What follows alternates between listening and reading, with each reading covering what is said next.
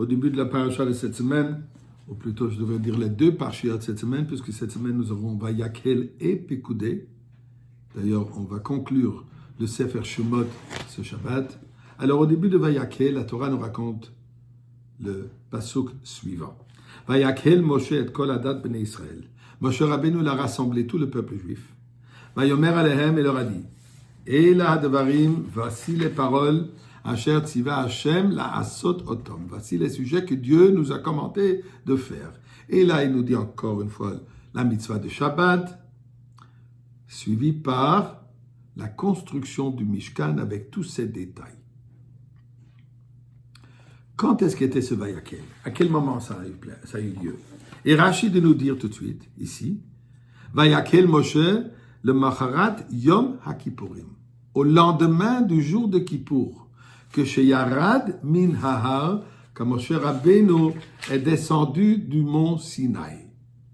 C'est-à-dire, comme nous savons, nous avons étudié la semaine dernière, que Moshe Rabbeinu est descendu la première fois du Har Sinaï ou du ciel, là où il était, avec les premières tables de la loi, quand il a vu que malheureusement, Am Israël a commis le péché du veau d'or, il les a brisés. Dieu qui dit à Moshe Rabbeinu, je vais tuer tout ce peuple et je vais recommencer un nouveau peuple avec toi. Moshe Rabbeinu a intervenu, dit non, Daïs, je suis pas d'accord. Il a plaidoyé pour le bien-être de Am Israël. Dieu a accordé ses prières. Ensuite, il est remonté une troisième fois. Après que Dieu a pardonné, Moshe Rabbeinu dit à Dieu, le pardon ne suffit pas, il faut que tu remplaces les premières luchot. Dieu lui a accordé cela aussi. Il est remonté, comme je disais, une troisième fois, et ensuite il est descendu après 40 jours, qui était le jour de Kippour. Et c'est à ce jour-là que Moshe Rabbeinu nous a remis les deuxièmes luchot. Et le lendemain, il nous a dit la mitzvah, l'importance de la construction du Mishkan. Le rabbi pose la question. Pourquoi est-ce que Moshe Rabbeinu a attendu jusqu'au lendemain?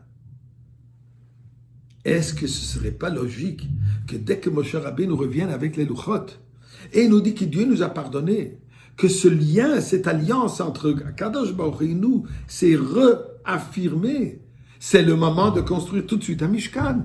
C'est le moment de vouloir faire ce monde, un monde qui est un endroit pour la divinité de se dévoiler. Pourquoi attendre jusqu'au lendemain? Après tout, nous savons, quand on a une opportunité de faire une mitzvah, il ne faut pas la repousser pour demain. Mitzvah sheba liada aliatra altach mitzvah, ne le repousse pas. Zrizi magdemim le mitzvot. Avraham Avinu se levait tôt le matin pour aller accomplir la mitzvah qu'il a eue, le sacrifice de Yitzhak. Pourquoi attendre jusqu'au lendemain? Eh bien, le rabbi nous explique la chose suivante. Nous trouvons que, comme Moshe Rabbeinu, la première fois au Luchot,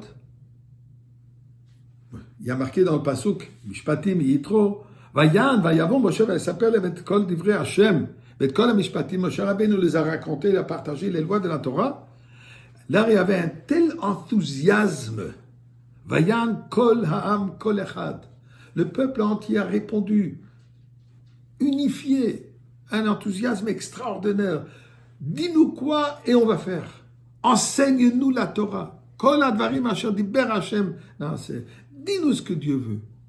C'était le moment où les gens voulaient savoir qu'est-ce que Dieu veut de nous pour ensuite faire. Mais à ce moment même, c'était le moment de l'étude.